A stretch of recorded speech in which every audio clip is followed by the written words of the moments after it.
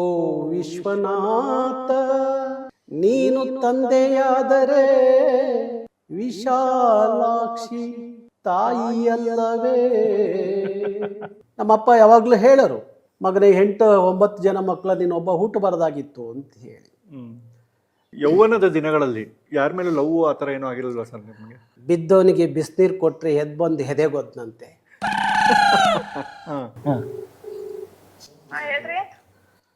ನಾನು ನಿನ್ನ ತುಂಬ ಪ್ರೀತಿ ಮಾಡ್ತೀನಿ,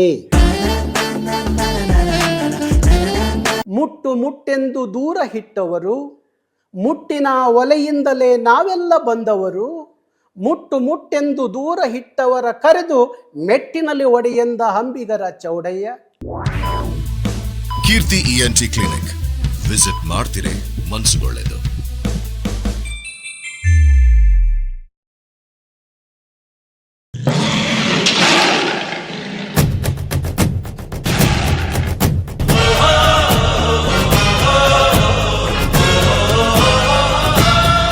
ಎಲ್ರಿಗೂ ನಮಸ್ಕಾರ. ಖುಷಿ ಆಯಿತು ಕೀರ್ತಿ ENT ಕ್ಲಿನಿಕ್ಗೆ ವಿಸಿಟ್ ಮಾಡಿದ್ದಕ್ಕೆ. ಎಂದಿನಂತೆ ನಮ್ಮ ಕೀರ್ತಿ ENT ಕ್ಲಿನಿಕ್ನ ಇವತ್ತು ಉಲ್ಲಾಳ ಮೇನ್ ರೋಡಲ್ಲಿರುವಂತಹ ಈವಾರ ಸ್ಟುಡಿಯೋಸ್ಗೆ ಶಿಫ್ಟ್ ಮಾಡಿದ್ದೀವಿ. ಇವತ್ತು ನಮ್ಮ ಕಾರ್ಯಕ್ರಮಕ್ಕೆ, ನಮ್ಮ ಕ್ಲಿನಿಕ್ಗೆ ಯಾರು ಬಂದಿದ್ದಾರೆ ಅಂತ ನೀವು ಈಗ ಆಲ್ರೆಡಿ ಪ್ರೋಮೋಗಳಲ್ಲಿ ನೋಡಿದ್ದೀರಾ, ಟ್ರೈಲರ್ಗಳಲ್ಲಿ ನೋಡಿದ್ದೀರಾ. ಆದರೂ ಅವ್ರ ಬಗ್ಗೆ ಒಂದು ಚಿಕ್ಕ ವರ್ಣನೆ ಮಾಡ್ತೀನಿ. ನಮ್ಮಲ್ಲಿ ಹೋರಾಟಗಾರರಿಗಿಂತ ಹಾರಾಟಗಾರರೇ ಹೆಚ್ಚು, ಆದರೆ ಇವ್ರ ಹೆಸರು ಕೇಳಿದ್ರೆ ಹೋರಾಟಗಾರರಿಗೆ ಹೆಚ್ಚುತ್ತೆ ಕಿಚ್ಚು. ಕನ್ನಡ ನಾಡು ನುಡಿ ಅಂದ್ರೆ ಇವರು ಸದಾ ಮುಂದು. ಜೀವ ಕನ್ನಡ, ದೇಹ ಕನ್ನಡ, ಬಾಳು ಕನ್ನಡ ನನ್ನದೆಂದು ನಮ್ಮ ನಿದ್ದೆ ಕಲಿಯುತ್ತಿದ್ದರೆ ಸಹಿಸು ನೀನಲ್ಲ. ಚಳುವಳಿ ಅನ್ನೋದು ಇವ್ರಿಗೆ ರಕ್ತದಲ್ಲೇ ಬಳುವಳಿಯಾಗಿ ಬಂದ್ಬಿಟ್ಟಿದೆ. ಅಂದು ನಾಡಿಗಾಗಿ ಹೋರಾಡಿದ್ದು ರಾಯಣ್ಣ, ಇಂದು ನುಡಿಗಾಗಿ ಹೋರಾಡ್ತಿರೋರು ನಮ್ಮ ನಾರಾಯಣ. ಕೆಂಪು ಹಳದಿ ಬಾವುಟಕ್ಕೆ ನೀನೆ ತಾನೇ ಬಾಹುದಂಡ, ನಿನ್ನ ಯುದ್ಧ ಸತ್ಯ ಶುದ್ಧ ನಡೆಸೋಲಿಲ್ಲ. ತಮಿಳಿನಿಂದ ಏನೇ ಬಂದ್ರು ಎಸ್ ಅನ್ನಕ್ಕೆ ಒಬ್ರು ನಾರಾಯಣ ಇದ್ದಾರೆ, ಆದ್ರೆ ನೋ ಅನ್ನಕ್ಕೆ ಈ ನಾರಾಯಣ ಇದ್ದಾರೆ. ನನ್ನ ಮಣ್ಣಿದು, ನನ್ನ ಮಣ್ಣಿದು. ಕರ್ನಾಟಕದ ಗಡಿ ಭಾಗಗಳಲ್ಲಿ ಯಾರಾದ್ರೂ ಬಂದು ಕ್ಯಾ ಚಾಹಿಯೇ ರೇ ತೇರಾ ಕೋ ಅಂದ್ರೆ ಇವ್ರು ಹೇಳೋದು ಕನ್ನಡ ಅಂತ. ಕನ್ನಡ ಅಂತ. ಕನ್ನಡದ ನಾಡು ನುಡಿಗಾಗಿ ಹಗಲಿರುಳು ಶ್ರಮಿಸುತ್ತಿರುವಂತಹ ಕರ್ನಾಟಕ ರಕ್ಷಣಾ ವೇದಿಕೆಯ ರಾಜ್ಯಾಧ್ಯಕ್ಷರು, ಸಂಸ್ಥಾಪಕರು ಆದಂತಹ ಗೌರವಾನ್ವಿತ ನಾರಾಯಣಗೌಡರು ಇವತ್ತು ನಮ್ಮ ಕೀರ್ತಿ ENT ಕ್ಲಿನಿಕ್ಗೆ ಬಂದಿದ್ದಾರೆ. ಸರ್ ಸ್ವಾಗತ, ನಮಸ್ಕಾರ. ನಮಸ್ತೆ ಸರ್. ಮೊದಲನೇದಾಗಿ ನಾನು ನಾರಾಯಣ, ನೀವು ನಾರಾಯಣ. ಸರ್ ನಾನು ಕೀರ್ತಿ ನಾರಾಯಣ, ನೀವು ನಾರಾಯಣಗೌಡರು. ತುಂಬಾ ಜನಕ್ಕೆ ಹೇಳಿದೆ ಸರ್ ನಮ್ಮ ಚಾನಲ್ಗೆ ನಾರಾಯಣಗೌಡರು ಬರ್ತಿದ್ದಾರೆ ಅಂತ. 2 ವಿಚಾರ ಬಂತು. ಒಂದು, ಎಲ್ಲರೂ ಹೇಳಿದ್ದು ಅವ್ರನ್ನ ಹೆಂಗ್ ನಗಿಸ್ತೀಯ, ಅವ್ರು ನಗದೇ ಇಲ್ಲ ಅಂತ. ಎರಡನೇದು, ಏನ್ ಪ್ರಶ್ನೆ ಕೇಳ್ತೀಯಪ್ಪ, ಹುಷಾರು, ಚಳವಳಿ ಮಾಡ್ಬಿಟ್ಟಾರ ನಿನ್ ಬಗ್ಗೆ ಅಂತ. ಸೊ ಇದೆರಡನ್ನು ಆಯ್ತು, ನೋಡೋಣ ಆಗಿದ್ದಾಗ್ಲಿ ಅಂತ. ಮತ್ತು ಎಲ್ಲರೂ ಹೇಳಿದ್ದು ನೀನು ನೇರ ಪ್ರಶ್ನೆಗಳನ್ನು ಕೇಳ್ಬಿಡ್ತೀಯಾ, ತುಂಬಾ ಹುಷಾರು, ಹಂಗೆ ಹಿಂಗೆ ಅಂತ. ಎಲ್ಲರೂ ಹುಷಾರು ಅಂತಾನೆ ಹೇಳ್ತಾರಲ್ಲ ಸರ್, ಯಾಕೆ ಸರ್ ಅಷ್ಟು ಹವಾ ಮೇಂಟೈನ್ ಮಾಡಿದ್ದೀರಾ ಹೊರಗಡೆ? ಏನಿಲ್ಲ, ಕೇಳಬಹುದು. ಧಾರಾಳವಾಗಿ, ನಿರ್ಘಳವಾಗಿ, ನಿರಾಳವಾಗಿ ಪ್ರಶ್ನೆ ಮಾಡಬಹುದು. ಈ ದೇಶದಲ್ಲಿ ಯಾರು ಬೇಕಾದ್ರೂ ಯಾರನ್ನು ಬೇಕಾದ್ರೂ ಪ್ರಶ್ನೆ ಮಾಡುವಂತ ಅಧಿಕಾರ ಇದೆ. ಆದ್ರೆ ಆ ಪ್ರಶ್ನೆ ಆರೋಗ್ಯಕರವಾಗಿರ್ಬೇಕು ಅನ್ನೋದು, ಪ್ರಾಮಾಣಿಕವಾಗಿರ್ಬೇಕು ಅನ್ನೋದು ಮುಖ್ಯ ಉದ್ದೇಶ. ಎಲ್ಲರನ್ನ ಪ್ರಶ್ನೆ ಮಾಡುವ ಹಕ್ಕು ಎಲ್ಲರಿಗೂ ಇದೆ, ಹಾಗಾಗಿ ನಿಮಗೂ ಇದೆ ಅಂತ ಅನ್ಕೊಂಡು ಧಾರಾಳವಾಗಿ ಪ್ರಶ್ನೆ ಮಾಡಿ. ಸರ್, ಮೊದಲನೇದಾಗಿ ನಮ್ಮ ಯೂಟ್ಯೂಬ್ ಚಾನಲ್ ಅಲ್ಲಿ ಒಂದು ಸೆಗ್ಮೆಂಟ್ ಇದೆ ಸರ್, ನೀವು ಕೇಳಬಾರ್ದು ನಾವು ಹೇಳಬಾರ್ದು ಅಂತ. ನೀವು ಕೇಳಬಾರದು ನಾವು ಹೇಳಬಾರದು. ಇದನ್ನ ನೀವು ಕೇಳಬಾರ್ದು ನಾವು ಹೇಳಬಾರ್ದು ಅನ್ನೋಂಥದ್ದು ಏನಾದ್ರು ಇದ್ರೆ ಹೇಳ್ಬಿಡಿ, ನಾನು ಅದನ್ನ ಕೇಳೋದೇ ಇಲ್ಲ. ಇಲ್ಲ, ಕೇಳಿ, ಆ ಥರ ಏನಿಲ್ಲ, ಕೇಳಬಹುದು, ಧಾರಾಳವಾಗಿ ಕೇಳಿ. ನನಗೆ ಮೊದಲನೇದಾಗಿ ನಾನು ನಿಮಗೆ ಕರೆ ಮಾಡಿ ಸರ್ ನಿಮ್ಮನ್ನು ಭೇಟಿ ಆಗಬೇಕು ಅಥವಾ ನೀವು ನಮ್ಮ ಕಾರ್ಯಕ್ರಮಕ್ಕೆ ಬರಬೇಕು ಅಂದಾಗ ನೀವು ಒಪ್ಕೊಂಡ್ರಿ. ಆಮೇಲೆ ಒಂದು ಮಾತು ಹೇಳಿದ್ರಿ ಸರ್, ನಿಮ್ಮ ಕಾರ್ಯಕ್ರಮ ಹಾಸ್ಯಮಯವಾಗಿರುತ್ತೆ, ಅದ್ರಲ್ಲಿ ಬಂದು ನಾನೇನು ಮಾಡಲಿ ಅಂತ ಹೇಳಿದ್ರಿ. ನನಗೆ ಆಶ್ಚರ್ಯ ಆಗಿದ್ದು, ಓ ಇವರೆಲ್ಲ ನಮ್ಮ ಚಾನಲ್ ನೋಡ್ತಿದಾರ ಅಂತ. ನೋಡಿದ್ರ ಸರ್? ನಮ್ಮ ಇಲ್ಲ, ನೋಡಿದ್ದೀನಿ ನಾನು ಅದರಲ್ಲೂ ನಮ್ಮ ಹಿರೇಮಂಗ್ಳೂರು ಕಣ್ಣಣ್ಣವರ ಸಂದರ್ಶನವನ್ನ ನೋಡಿದ್ದೆ. ನಿಮ್ಮ ಎಲ್ಲ ಸಂದರ್ಶನಗಳಲ್ಲಿ ಅದು ನನಗೆ ಅಚ್ಚುಮೆಚ್ಚು. ಶರಣು ಶರಣು. ಸರ್, ಈಗ ಸಾಮಾನ್ಯವಾಗಿ ಏನೇ ಕಾರ್ಯಕ್ರಮ ಶುರು ಮಾಡಬೇಕಾದ್ರೂ ಒಂದು ಸಿಹಿ ತಿನ್ಬಿಟ್ಟು ಶುರು ಮಾಡಬೇಕು ಅಂತಾರೆ ಸರ್. ನಾವು ಒಂದು ಸಿಹಿಯಾದ ಹಾಡಿನಿಂದ ಶುರು ಮಾಡಬಹುದಾ ಸರ್? ಆ ಥರದ ಒಂದು ಯಾವ್ದಾದ್ರು ಚಿಕ್ಕ ಹಾಡು ಒಂದು 4 ಸಾಲು ಹಾಡಿದ್ರು ಸಾಕು. ಕನ್ನಡಕ್ಕೆ ಹೋರಾಡು ಕನ್ನಡದ ಕಂದ, ಕನ್ನಡವ ಕಾಪಾಡು ನನ್ನ ಆನಂದ, ಜೋಗುಳದ ಹರಿಕೆ ಇದು ಮರೆಯದಿರು ಚಿನ್ನ, ಮರತೆಯಾದರೆ ಅಯ್ಯೋ ಮರತಂತೆ ನನ್ನ, ಮರತಂತೆ ನನ್ನ. ಖುಷಿ ಆಯ್ತು ಸರ್. ಸರ್, ಇವತ್ತಿನ ಕಾರ್ಯಕ್ರಮದಲ್ಲಿ ಎಲ್ಲ ಸತ್ಯನೇ ಮಾತಾಡ್ತೀರಲ್ವಾ ಸರ್? ಯಾವುದನ್ನು ವೈಭವ ಹೌದು. ನನಗೆ ಹ್ಮ್ ಗೊತ್ತಿರೋ ಸತ್ಯ ಮಾತಾಡ್ತೀನಿ, ಗೊತ್ತಿಲ್ಲದ ಸತ್ಯ ಮಾತಾಡಕ್ಕೆ ಸಾಧ್ಯ ಇಲ್ಲ. ಗೊತ್ತಿರೋ ಸತ್ಯ ಮಾತಾಡ್ತೀನಿ. ಹಾ ನೀವು ಸತ್ಯ ಅಂದಾಗ ನಾನು ಯಾವಾಗಲೂ ಕೋರ್ಟಿಗೆ ಹೋಗುವಾಗ ಕೋರ್ಟಲ್ಲಿ ಸತ್ಯವನ್ನೇ ಮಾತಾಡ್ತೀನಿ ಅಂತ ಹೇಳಿ ಪ್ರಮಾಣ ಮಾಡಿಸ್ತಾರೆ. ಬಹುತೇಕ ಕೋರ್ಟಲ್ಲಿ ಬಂದಂಥವ್ರು ಪ್ರಮಾಣ ಮಾಡುವಂಥವ್ರು ಎಲ್ಲ ಸುಳ್ಳೇ ಹೇಳ್ತಾರೆ. ಹೌದಾ? ಅದ್ರ ಬಗ್ಗೆ ನನಗೆ ನಂಬಿಕೆ ಇಲ್ಲ. ಆದ್ರೆ ಒಂದು ನಂಬಿಕೆ ಏನಂದ್ರೆ ಹಾ ಗೋವಿನ ಹಾಡು, ಹಾ ಗೋವಿನ ಹಾಡು, ಆ ಪುಣ್ಯಕೋಟಿಯ ಕಥೆಯಲ್ಲಿ ಬರುವಂತ 2 ಸಾಲುಗಳು. ಸತ್ಯವೇ ನಮ್ಮ ತಾಯಿ ತಂದೆ, ಸತ್ಯವೇ ನಮ್ಮ ಬಂಧು ಬಳಗ, ಸತ್ಯವಾಕ್ಯಕ್ಕೆ ತಪ್ಪಿ ನಡೆದರೆ ಮೆಚ್ಚನ ಪರಮಾತ್ಮನು. ಅಷ್ಟೇ. ಹಾ ಹಾ ಹಾಗಾಗಿ ನಾವು ನನ್ನ ತಾಯಿ ತಂದೆಗಿಂತ ಜಗತ್ನಲ್ಲಿ ಹ್ಮ್ ನನಗೆ ಯಾವ ದೊಡ್ಡ ದೇವರಿಲ್ಲ ಅಂತ ಅನ್ಕೊಂಡಿದ್ದೀನಿ. ಅದಕ್ಕೆ ಜಾನಪದದಲ್ಲಿ ಒಂದು ಮಾತಿದೆ, ಹ್ಮ್ ಕಾಶಿ ಕಾಶಿ ಎಂದು ಕಾಶಿಗೆ ಹೋಗಬೇಡ, ಕಾಶಿ ಕಾಶಿ ಎಂದು ಕಾಶಿಗೆ ಹೋಗಬೇಡ, ಕಾಸೊತ್ತಿನ ದಾರಿ ತವರೂರು, ಕಾಸೊತ್ತಿನ ತಾರಿ ತವರೂರ ಮನೆಯಲ್ಲಿ ಕಾಶಿ ಕುತ್ತವಳೆ ಹಡೆದವ್ವ. ಹಾಗಾಗಿ ನನ್ನ ಪಾಲಿಗೆ ಜಗತ್ತಿನ ದೊಡ್ಡ ದೇವರು ಯಾರು ಅಂದ್ರೆ ಅದು ನನ್ನ ತಾಯಿ ತಂದೆ. ಕಣ್ಣಿಗೆ ಕಾಣೋ ದೇವರವರು. ಹೌದು ಹೌದು. ಸರ್, ಈಗ ಕಾರ್ಯಕ್ರಮ ಮುಂದುವರಿಸ್ತಾ ನಿಮ್ಮ ಹೋರಾಟದ ಹಾದಿ ಮತ್ತು ನಿಮ್ಮ ಹೋರಾಟದ ಬಗ್ಗೆ ತುಂಬ ಜನರಿಗೆ ಗೊತ್ತಿದೆ. ಆ ವಿಚಾರವನ್ನು ನಾನು ಆಮೇಲೆ ಕೇಳ್ತೀನಿ. ಅದಕ್ಕಿಂತ ಮುಂಚೆ ನಿಮ್ಮ ಪರ್ಸನಲ್ ಇನ್ಫಾರ್ಮೇಷನ್ ತಿಳ್ಕೊಬೇಕು ಸರ್. ಒಂದು ವಾಕ್ಯದಲ್ಲಿ ಉತ್ತರಿಸಿ ಅಂತ ಒಂದು ಸೆಗ್ಮೆಂಟ್ ಇದೆ ಸರ್. ಅದರಲ್ಲಿ ನಿಮ್ಮ ಪೂರ್ತಿ ಹೆಸರು ಏನು ಸರ್? ಟಿ.ಎ. ನಾರಾಯಣಗೌಡ, ತಿರುಪತಿ ಅನಂತಯ್ಯ ನಾರಾಯಣಗೌಡ. ಓ, ನಿಮ್ಮ ತಂದೆಯವರ ಊರು ತಿರುಪತಿ? ಹಾ ಹಾಂ ಹಾಂ ಹಾಂ. ನೀವು ಹುಟ್ಟಿದ ಊರು? ತಿರುಪತಿ. ಹುಟ್ಟಿದ ಊರು ತಿರುಪತಿ. ಗೋವಿಂದ ಗೋವಿಂದ ಅಂತ ಇಡ್ಬೇಕಾದ್ರೆ ನಾರಾಯಣ ನಾರಾಯಣ ಅಂತ ಇಟ್ಟಿದ್ದಾರೆ. ಓಕೆ. ಹುಟ್ಟಿದ ದಿನಾಂಕ ಸರ್? 10/6/66. ಹೆಂಡತಿ ಮಕ್ಕಳು? ನನ್ನ ಮಡದಿ ಮತ್ತು 2 ಮಕ್ಕಳು. ಅವ್ರ ಹೆಸರು ಸರ್? ವಿಶಾಲಾಕ್ಷಿ ನನ್ನ ಶ್ರೀಮತಿ, ಹ್ಮ್ ಮಗಳು ಯಶಸ್ವಿನಿ, ಹ್ಮ್. ಮಗ ಭರತ್ ಗೌಡ. ನಿಮ್ಮ ವಿದ್ಯಾರ್ಹತೆ ಏನು ಸರ್? 8ನೇ ಕ್ಲಾಸು, ಓಹ್, 8ನೇ ತರಗತಿ. ಹ್ಮ್ ಹ್ಮ್ ಹ್ಮ್ ಬಹುಶಃ 8ನೇ ತರಗತಿಯಲ್ಲಿ ನಾನು ಆಗಲೇ ನಾವೆಲ್ಲ ನಮ್ಮ ಊರಿಂದ ನಮ್ಮ ಹೈಸ್ಕೂಲಿಗೆ ಬರುವಾಗ ಅಲ್ಲಿ ಗಣಪತಿ ಉತ್ಸವ ನಡೆಯೋದು. ಹೈಸ್ಕೂಲ್ ಮುಗಿಸ್ಕೊಂಡು ಗಣಪತಿ ಪೆಂಡಲ್ಗೆ ಬಂದರೆ ಅಲ್ಲಿ ದಿನನಿತ್ಯ ಒಂದಲ್ಲ ಒಂದು ಕಾರ್ಯಕ್ರಮ ಇರೋದು. ಒಮ್ಮೆ ಆರ್ಕೆಸ್ಟ್ರಾದಲ್ಲಿ ತಮಿಳು ಹಾಡಾಡಿದ್ರು ಅಂತ ಹೇಳಿ ಅದನ್ನು ಸಹಿಸ್ಕೊಳ್ಳಿಕ್ಕಾಗದೆ ಗಲಾಟೆ ಮಾಡಿ, ಆಗ ಸಬ್ ಇನ್ಸ್ಪೆಕ್ಟ್ರು ಒಬ್ಬ ಮಾದೇವ್ ಅಂತ ಹೇಳಿ ನನ್ನ ತಗೊಂಡೋಗಿ ಲಾಕಪ್ಪಲ್ಲಿ ಚೆನ್ನಾಗಿ ಹೊಡೆದು 2 ದಿವಸ ಲಾಕಪ್ಪಲ್ಲೇ ಇಟ್ಟಿದ್ರು. ಅದು ನಮ್ಮ ತಂದೆ ಗೊತ್ತಾಯಿತು. ನಮ್ಮ ತಂದೆ ಭಾರಿ ಶಿಸ್ತಿನ ಮನುಷ್ಯ, ಭಾರಿ ಶಿಸ್ತು. ಓದಬೇಕು, ಮನೆ ಕೆಲಸ ಮಾಡಬೇಕು, ತೆಪ್ಪಗೆ ಮನೇಲಿ ಇರಬೇಕಷ್ಟೇ. ಊರು ಉಸ್ತುವಾರಿ ಅದಿದು ಹೋಗೋದು ಬೇಡ ಅನ್ನೋದು ಯಾವಾಗಲೂ ಹೇಳೋರು. ಆದರೆ ನನಗೆ ಕುವೆಂಪು ಅವರ ಅವತ್ತಿನ ಪದ್ಯಗಳು, ಕನ್ನಡದ ಕುವೆಂಪು ಅವರ ವಿಚಾರಗಳು ಇವೆಲ್ಲ ಭಾರಿ ಪರಿಣಾಮ ಬೀರಿದ ಕಾರಣಕ್ಕೆ ಅಚ್ಚುಮೆಚ್ಚು ಕನ್ನಡದ ಹಾಡು ಪದ್ಯಗಳು ಎಲ್ಲ ಭಾರಿ ಅಚ್ಚುಮೆಚ್ಚು. ಹಂಗಾರೆ ಈಗ ನಿಮ್ಮ ತಂದೆ ಬಗ್ಗೆನೇ 2 ಸಾಲು ಯಾವ್ದಾದ್ರು ಪದ್ಯ ಹೇಳೋಂಗಿದ್ರೆ ಯಾವ್ದು ಹೇಳ್ತೀರಾ? ಇಲ್ಲ, ನನ್ನ ತಂದೆ ಬಗ್ಗೆ ನಾನು ಹೇಳಬೇಕು ಅಂದರೆ ರಾಜ್ಕುಮಾರ್ ಅವರ ಒಂದು ಸಿನಿಮಾದ ಹಾಡಿತ್ತು. ಓ ವಿಶ್ವನಾಥ ನೀನು ತಂದೆಯಾದರೆ ವಿಶಾಲಾಕ್ಷಿ ತಾಯಿಯಲ್ಲವೇ. ನನ್ನ ತಂದೆ ವಿಶ್ವನಾಥ, ನನ್ನ ತಾಯಿ ವಿಶಾಲಾಕ್ಷಿ ನನ್ನ ಪಾಲಿಗೆ. ಸರ್, ನಿಮ್ದು ಲವ್ ಮ್ಯಾರೇಜ್ ಅರೇಂಜ್ ಮ್ಯಾರೇಜಾ ಸರ್? ನಮ್ಮ ಅಪ್ಪ ಅಮ್ಮ ನೋಡಿ ಮಾಡಿದ ಮದುವೆ. ಓಹೋ, ಸೊಸೆನ ಫಸ್ಟ್ ನಿಮ್ಮ ತಂದೆ ತಾಯಿ ಲವ್ ಮಾಡಿದ್ರು? ಆ ಸೊಸೆನ ಫಸ್ಟ್ ನಿಮ್ಮ ತಂದೆ ತಾಯಿ ಹೌದು ಹೌದು. ನಾನು ಅವಾಗ ಬೆಂಗಳೂರಲ್ಲಿ ಕೆಲಸ ಮಾಡ್ತಾ ಇದ್ದೆ. ನಮ್ಮ ಅಪ್ಪಾಜಿ ಯಾರ ಕೈಲೋ ಹೇಳಿ ಕಳ್ಸಿರು, ಅವನು ಊರಿಗೆ ಬರಕ್ಕೆ ಹೇಳಿ ಅಂತ. ಊರಿಗೆ ಹೋದೆ, ಅಲ್ಲೊಂದು ಹೆಣ್ಣು ನೋಡಿದೀನಿ, ನೋಡ್ಕೊಂಬ ಅಂದ್ರು. ನೋಡ್ಕೊಂಬಂದೆ. 1 ವಾರಕ್ಕೆ ಮದುವೆ ಮಾಡಿ. ಒಂದು ವಾರ ಗ್ಯಾಪಲ್ಲಿ ಅರ್ಥ ಮಾಡ್ಕೊಂಬಿಟ್ರು ಸರ್ ನೀವು ಮೆಂಟಿನ. ಹೌದು, ಯಾಕೆಂದರೆ ನನ್ನ ಜನ್ಮ ಕೊಟ್ಟಂಥ ನನ್ನ ತಂದೆ ತಾಯಿ ಏನಾದರೂ ಯೋಚನೆ ಮಾಡೋದು ಇರುತ್ತಲ್ಲ, ಅದು ನನಗಾಗಿ ಒಳ್ಳೆಯದೇ ಯೋಚನೆ ಮಾಡಿರ್ತಾರೆ ಅನ್ನುವ ನಂಬಿಕೆ. ಹಾಗಾಗಿ ನಾನು ಮದುವೆ ಆಗಿದ್ದು ಭಾರಿ ಸರಳ ಮದುವೆ. ನಾನು ಅದ್ದೂರಿಯ ಮದುವೆಯನ್ನು ಒಪ್ಕೊಳ್ಳಿಲ್ಲ. ನಾನು ಮದುವೆ ಆಗಿದ್ದು ಕುವೆಂಪು ಮಂತ್ರ ಮಾಂಗಲ್ಯ. ಹಾಗಾಗಿ ಹಾಸನದಲ್ಲಿ ಗವೆನಳ್ಳಿ ಮಠ ಅಂತ ಇದೆ.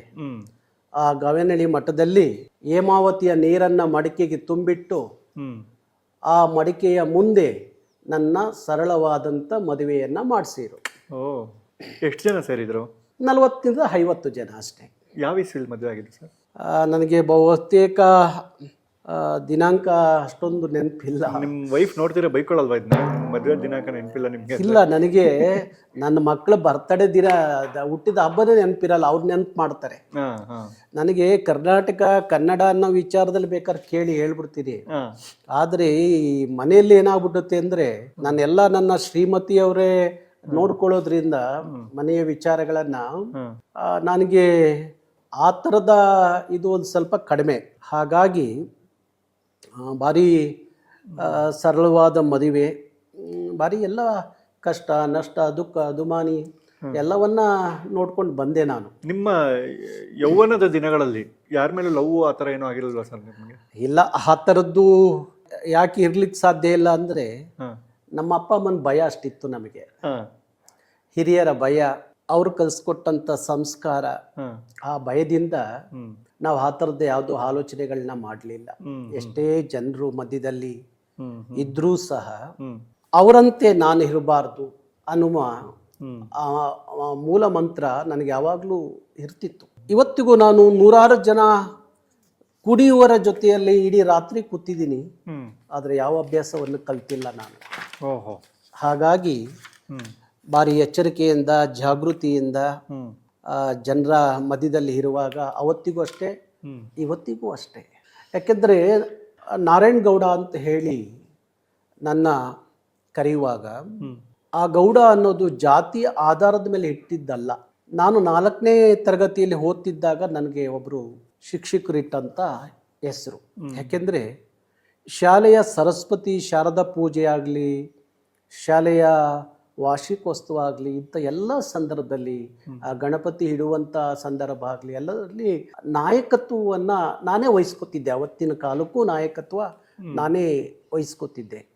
ಅದನ್ನು ನೋಡಿದಂಥ ನಮ್ಮ ಶಿಕ್ಷಕರು, ಅವರು ಚಿಕ್ಕಯ್ಯ ಅಂತ ಹೇಳಿ, ಅವರು ಇವನು ಎಲ್ಲ ವಿಚಾರದಲ್ಲೂ ಮುಂದೆ ಇರ್ತಾನೆ, ನಾಯಕತ್ವ ತಗೋತಾನೆ, ಇವನು ಊರ್ ಕಾಯೋ ಗೌಡ, ಇವನು ಊರಿನ ನಾಯಕತ್ವ ಇವನು. ಹಾಗಾಗಿ ಇನ್ಮೇಲೆ ನಿನ್ನ ಹೆಸರು ನಾರಾಯಣ ಅಲ್ಲ ಕಣೋ, ಇನ್ಮೇಲೆ ನಾರಾಯಣ್ ಗೌಡ ಅಂತ ಹೇಳಿ 4ನೇ ಕ್ಲಾಸಲ್ಲಿ ನನ್ನ ಶಿಕ್ಷಕರು ಇಟ್ಟಂತ ಹೆಸರು ಅದು. ನಾರಾಯಣ್ ನಹಿ ನಾರಾಯಣ್ ಗೌಡ ಬೋಲೋ ಕುತ್ತೆ, ನಾರಾಯಣ್ ನಹಿ ನಾರಾಯಣ ಗೌಡ ಬೋಲೋ. ಹಾಗಾಗಿ ಬಾಲ್ಯದಿಂದಲೂ ಸಹ ನಾನು ಜನರ ಮಧ್ಯದಲ್ಲಿ ಇದ್ದವನು. ಬಹುಶಃ ನನ್ನ ಶಾಲೆ 4ನೇ ಕ್ಲಾಸು ವರೆಗೂ ಶಾಲೆ, ನಮ್ಮೂರಲ್ಲಿ ಶಾಲೆ ಇರಲಿಲ್ಲ. ನಮ್ಮ ಪಕ್ಕದಲ್ಲಿ ಲಂಬಾಣಿ ತಾಂಡ್ಯ ಇತ್ತು. ನನ್ನ ಬಾಲ್ಯದ ಶಾಲೆಯನ್ನು ಆ ಲಂಬಾಣಿ ತಾಂಡ್ಯದಲ್ಲಿ ಲಂಬಾಣಿ ಹುಡುಗರ ಜೊತೆಯಲ್ಲಿ ಬೆಳೆದವನು ನಾನು. ಏನೋ ಒಂದು ಕೇಳ್ಪಟ್ಟೆ ಸರ್, ಈ ನಾರಾಯಣ ಹೃದಯಾಲಯ, ನಾರಾಯಣ ನೇತ್ರಾಲಯ ಎಲ್ಲ ನಿಮ್ದೇ ಅಂತೆ, ಸಿಕ್ಕಾಪಟ್ಟೆ ದುಡ್ಡು ಬರುತ್ತಂತೆ ನಿಮ್ಗೆ? ಒಬ್ಬರ ಬಾಯಿಯಿಂದ ಒಬ್ಬರ ಬಾಯಿಗೆ ಹೋಗುವಾಗ ಅದು ಬೆಟ್ಟ ಆಗುತ್ತೆ. ನಂದು ಅನ್ನೋದು ಏನೂ ಇಲ್ಲ. ಬೆಂಗಳೂರಲ್ಲಿ ಒಂದು ಮನೆ ಇದೆ. ಊರಲ್ಲಿ ಒಂದು 5-6 ಎಕರೆ ಜಮೀನಿದೆ. ಅದು ಬಿಟ್ಟರೆ 6 ಅಡಿ 3 ಅಡಿ ಜಾಗವೂ ಸಹ ಬೆಂಗಳೂರಲ್ಲಿ ಇಲ್ಲ. ಒಂದು 3 ಗಾದೆಗಳು ಹೇಳ್ಬೋದಾ ಸರ್ ಕನ್ನಡದಲ್ಲಿ? ಕನ್ನಡದಲ್ಲಿ ಗಾದೆ ಹೇಳಬೇಕು ಅಂದರೆ, ಬಿದ್ದವನಿಗೆ ಬಿಸಿನೀರು ಕೊಟ್ಟರೆ ಎದ್ದು ಬಂದು ಎದೆಗೊದ್ನಂತೆ. ಇಟ್ಟಿಗೆ ತೋರ್ಗೆ ಹಿಂತಿರ್ಕೊಂಡು ಬೈಬೇಡ, ಬೈಯೋರ ಹತ್ರ ಬದುಕಲಿ. ಇವು ಗಾದಿ ಮಾತು. ಅದು ಇದ್ದಿದ್ದಂಗೆ ಹೇಳಿದ್ರೆ ಎದ್ದು ಬಂದು ಎದೆಗೊದ್ನಂತೆ. ಇದ್ದಿದ್ದಂಗೆ ಹೇಳಿದ್ರೆ ಎದ್ದು ಬಂದು ಎದೆಗೊದ್ದಂತೆ. ಬಿದ್ದೋನಿಗೆ ಬಿಸಿನೀರು ಕೊಟ್ರೆ ಎದ್ದು ಬಂದು ಎದೆಗೊದ್ನಂತೆ. ಬೈಯನತ್ತ ಬೈತಾನಲ್ಲ ಅವನತ್ರ ಬದುಕಲಿಯೋ ಮಗನೇ ಅಂತ. ಓಕೆ ಸರ್, ಜೀವನದಲ್ಲಿ ದಾಂಪತ್ಯ ಜೀವನ ಅನ್ನೋದು ಒಂದು ಘಟ್ಟ ಸರ್. ಈಗ ನೀವು ನೋಡಿದ್ರೆ ಹೆಂಡತಿಯ ಡೇಟ್ ಆಫ್ ಬರ್ತು ಮದುವೆ ದಿನನೇ ಮರ್ತು ಬಿಟ್ಟಿದ್ದೀವಿ ಅಂತಂದ್ರೆ, ನಿಮ್ಮ ಹೆಂಡತಿ ವೆಡ್ಡಿಂಗ್ ಆನಿವರ್ಸರಿ ದಿನ ಎಲ್ಲ ಬೈಯಲ್ವಾ ಸರ್ ನಿಮಗೆ? ಬಹುಶಃ ನನ್ನ ಹುಟ್ಟು ಮತ್ತು ಮದುವೆಯಾದ ದಿನ ಇದೆಯಲ್ಲ ಅದು ಒಂದೇ ತಿಂಗಳು. ಓ 21 ಮದುವೆಯಾದ ದಿವಸ, ಹಾಂ, ಜೂನ್ 21 ಮದುವೆಯಾದ ದಿವಸ, ಜೂನ್ 10 ಹುಟ್ಟಿದ ದಿವಸ. ಓ ಹಾಗಾಗಿ ಈಸಿ ಅದು easy ನೆನಪಾಗಿದೆ. ಎಸ್ಕೇಪ್ ಆಗ್ಬಿಟ್ರಿ ಅಲ್ಲಿ ನೀವು. ಅವರು ಹುಟ್ಟಿದ ಬರ ನೆನಪಿದ್ಯಾ ನಿಮ್ಗೆ? ಇಲ್ಲ, ಗೊತ್ತಿಲ್ಲ ನನಗೆ. ಏನಂತಾರೆ ಸರ್ ಅವ್ರಿಗೆ? ಏನು ಅಂತಾರೆ ಅನ್ನೋದಕ್ಕಿಂತ ಏನು ಅಂದ್ಕೊಳ್ಳಲ್ಲ ಅನ್ನೋದೇ ಭಾರಿ ಮುಖ್ಯ.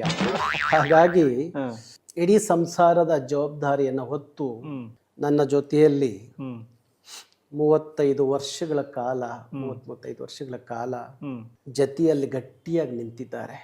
ನಾನು ಇವತ್ತೇನೇ ಬೀದಿಲಿ ನಿಂತು ಇಷ್ಟೆಲ್ಲ ಹೋರಾಟಗಳು, ಇಷ್ಟೆಲ್ಲ ಜನರನ್ನ ಪ್ರೀತಿ ಗಳಿಸಿದ್ರೆ ಅದಕ್ಕೆ ಶಕ್ತಿ ಅಂದರೆ ಅದು ನನ್ನ ಶ್ರೀಮತಿ. ಅವ್ರಿಗೆ ಯಾವತ್ತಾದ್ರು ಹೇಳಿದ್ದೀರಾ? ಅಟ್ಲೀಸ್ಟ್ ವಾರಕ್ಕೆ ಒಂದ್ಸಲಿನಾದ್ರು ಹೇಳ್ತೀರಾ ನಾನು ನಿಮ್ಮನ್ನು ತುಂಬಾ ಪ್ರೀತಿಸ್ತೀನಿ ಅಥವಾ ಐ ಲವ್ ಯು ಅಂತ? ಇಲ್ಲ, ನಾನು ಹೇಳ್ತಾ ಇರ್ತೀನಿ, ನಿಮಗೆ ಹೆಚ್ಚಿನ ಸಮಯ ಅವಕಾಶ ಕೊಡ್ಲಿಕ್ಕಾಗಲಿಲ್ಲ, ಕ್ಷಮಿಸಿ ಅಂತ ಹೇಳಿ ಅನೇಕ ಸಂದರ್ಭದಲ್ಲಿ ಹೇಳಿದ್ದೀನಿ. ಅಲ್ಲ, ಯಾವ್ದಾದ್ರು ವೇದಿಕೆ ಮುಖಾಂತರ ನಾನು ನಿನ್ನ ತುಂಬಾ ಪ್ರೀತಿಸ್ತೀನಿ ಅಂತ ಹೇಳಿದ್ದೀರಾ ನಿಮ್ಮ ಹೆಂಡತಿಗೆ? ಬಹುಶಃ ಬಾಯಿಂದ ಹೇಳೋದ್ಕಿಂತ ನಡ್ಕೊಳ್ಳೋದಿದೆಯಲ್ಲ ಅದು ಭಾರಿ ಮುಖ್ಯ. ಹೇಳೋದ್ಕಿಂತ ನಡ್ಕೊಳ್ಳೋದಿದೆಯಲ್ಲ ಅದು ಭಾರಿ ಮುಖ್ಯ.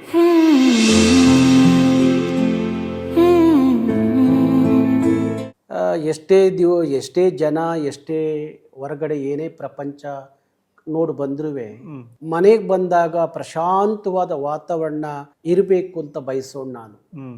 ಹಾಗಾಗಿ ಮನೆಗೆ ಬಂದ ತಕ್ಷಣ ನನ್ನ ಶ್ರೀಮತಿಯ ಮುಖ ನೋಡಿದ ತಕ್ಷಣ ನಾನು ಎಲ್ಲ ಹೊರಗಿನ ನೋವುಗಳನ್ನು ಮರೆತು ಮನೆಯವರ ಜೊತೆಯಲ್ಲಿ ಒಂದಷ್ಟು ಸಂದರ್ಭ ಸಂಭ್ರಮಿಸ್ತೀನಿ. ಹಾಗಾಗಿ ಅದರಲ್ಲೇ ಅರ್ಥ ಆಗುತ್ತೆ ಅವರಿಗೆ, ಅದೇ ಅರ್ಥ ಆಗುತ್ತೆ. ಸರ್, ಇತ್ತೀಚಿನ ದಿನಗಳಲ್ಲಿ ಏನಾಗ್ಬಿಟ್ಟಿದೆ ಅಂದ್ರೆ ತುಂಬಾ ಅಟ್ಲೀಸ್ಟ್ ಒಂದು 45-50 ವರ್ಷ ಆದವರು, ಕೆಲವರು ಮಾತ್ರ, ಎಲ್ಲರೂ ಅಲ್ಲ, ಅವರ ಹೆಂಡತಿಗೆ, ಅವ್ರ ಧರ್ಮಪತ್ನಿಗೆ ನಾನು ನಿನ್ನ ಪ್ರೀತಿಸ್ತೀನಿ ಅಂತ ಹೇಳ್ಕೊಳಕ್ ನಾಚಿಕೆ ಪಡ್ತಾರೆ, ಹೇಳಲ್ಲ. ಅಲ್ಲ, ಈಗ ನಮ್ಮ ನರಸಿಂಹಸ್ವಾಮಿ ಅವ್ರದ್ದೊಂದು ಪದ್ಯ ಇದೆ, ಹೆಂಡತಿಯೊಬ್ಬಳು ಮನೆಯಲ್ಲಿ ಇದ್ದರೆ ಕೋಟಿ ರೂಪಾಯಿ ನನಗೆ ಅಂತ.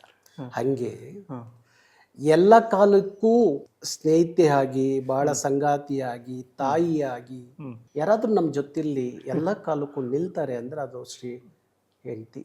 ಅವ್ರಿಗೆ ಈಗ ಒಂದೇ ಒಂದ್ಸಲಿ ಸುಮ್ಮನೆ ಫೋನ್ ಮಾಡಿ ನಾನು ನಿನ್ನ ತುಂಬಾ ಪ್ರೀತಿಸ್ತೀನಿ ಅಂದ್ರೆ ಏನ್ ಅನ್ಬೋದು ಸರ್ ಅವರು?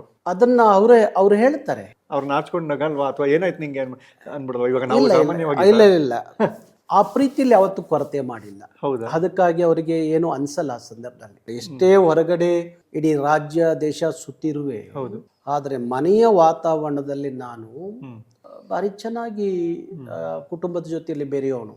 ಅಲ್ಲ, ನೀವು ಇವಾಗ ಫೋನ್ ಮಾಡಿ ಅವ್ರಿಗೆ ನಾನು ನಿನ್ನ ತುಂಬಾ ಪ್ರೀತಿಸ್ತೀನಿ ಅಂದ್ರೆ ಅವ್ರ ಉತ್ತರ ಏನಿರ್ಬಹುದು ನಿಮ್ ಪ್ರಕಾರ? ಅದೇನು ಇವತ್ತೇನು ಹೊಸ್ತಲ್ಲ ಬಿಡು ಅಂತ ಹೇಳ್ಬಹುದು. ಹೌದಾ?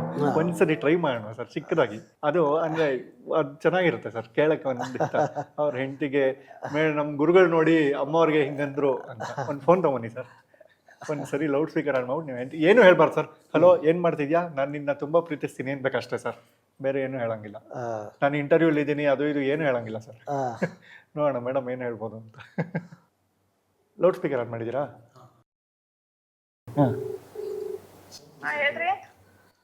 ನಾನು ನಿನ್ನ ತುಂಬಾ ಪ್ರೀತಿ ಮಾಡ್ತೀನಿ.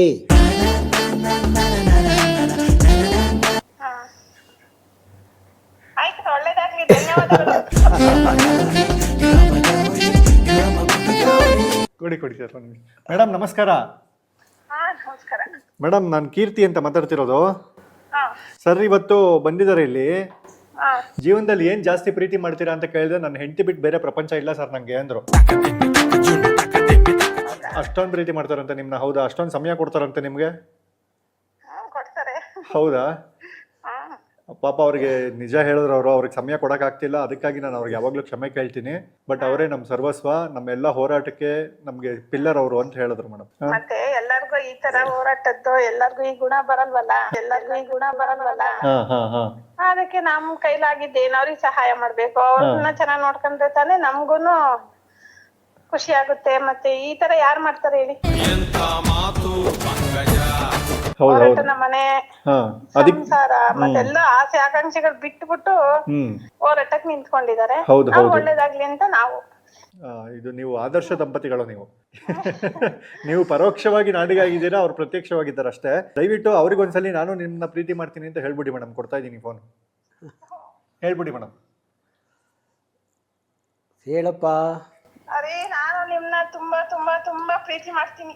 ಆಗ್ಲಿ, ಭಗವಂತ ಒಳ್ಳೇದ್ ಮಾಡ್ಲಿ.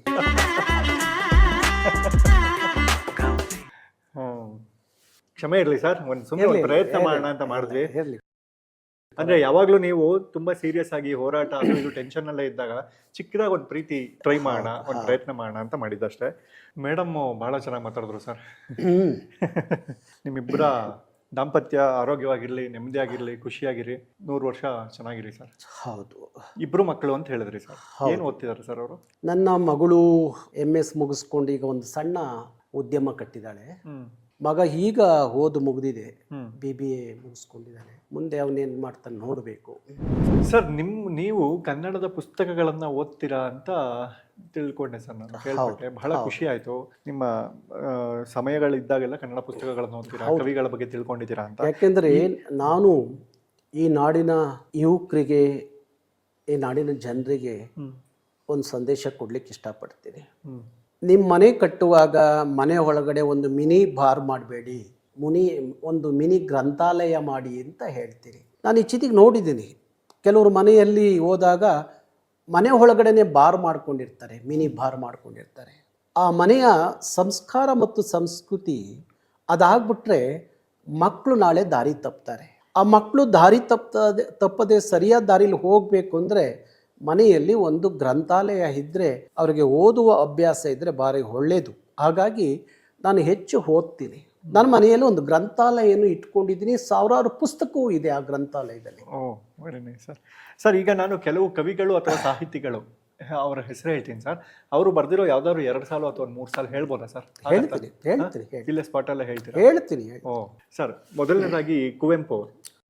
ಸಿಲುಕದಿರಿ ಮತವೆಂಬ ಮೋಹದ ಜ್ಞಾನಕ್ಕೆ, ಮತಿಯಿಂದ ದುಡೀರ ಇಲ್ಲೋಕ ಹಿತಕ್ಕೆ.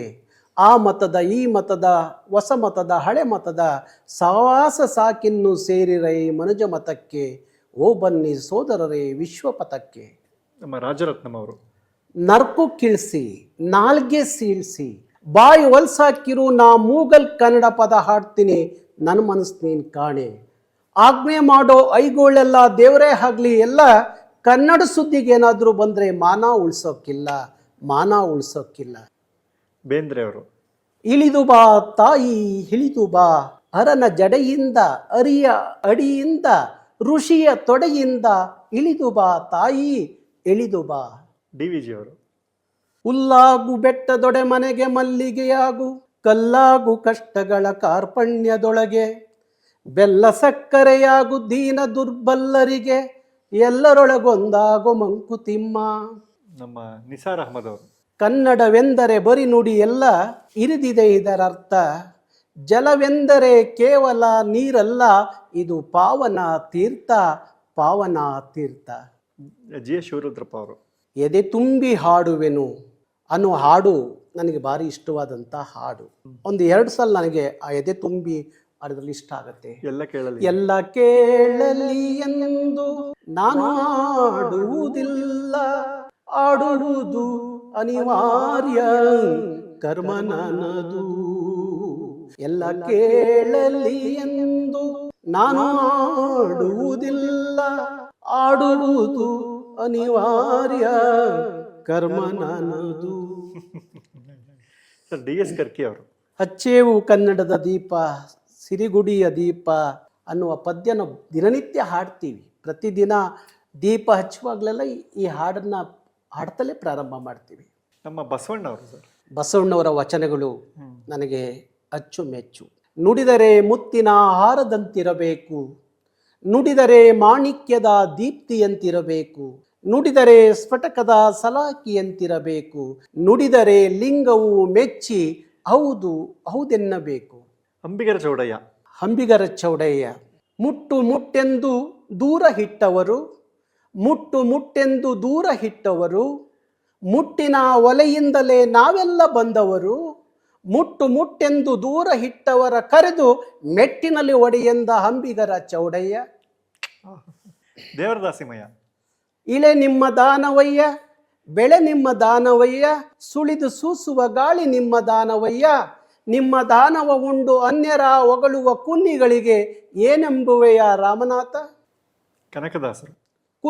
ಕುಲವೆಂದು ಒಡದಾಡದಿರಿ, ಕುಲದ ನೆಲೆಯ ಏನಾದರೂ ಬಲ್ಲಿರ. ಪುರಂದರದಾಸರು.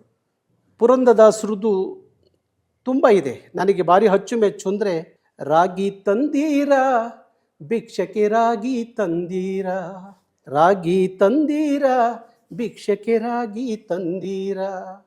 ಯೋಗ್ಯರಾಗಿ ಭೋಗ್ಯರಾಗಿ, ಯೋಗ್ಯರಾಗಿ ಭೋಗ್ಯರಾಗಿ, ಭಾಗ್ಯವಂತರಾಗಿ ನೀವು ರಾಗಿ ತಂದೀರ ಭಿಕ್ಷಕ್ಕೆ ರಾಗಿ ತಂದಿರ. ಏನ್ ಸರ್ ಇದು? ಡಾಕ್ಟರ್ ರಾಜ್ಕುಮಾರ್ ಅವರು. ರಾಜ್ಕುಮಾರ್ ಅಂದರೆ ನನ್ನ ಅಚ್ಚುಮೆಚ್ಚಿನ ನಟ.